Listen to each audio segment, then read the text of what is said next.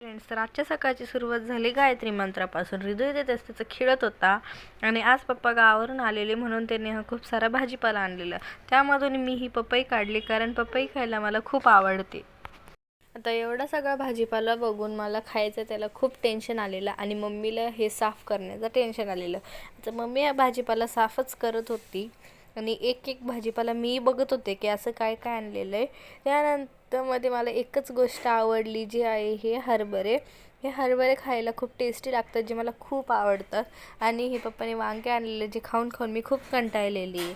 संध्याकाळ झाली आणि मी पटकन आवरायला लागली कारण मला जायचं होतं आज माझ्या काकाच्या मुलाच्या इथे बोरनांच्या कार्यक्रमासाठी.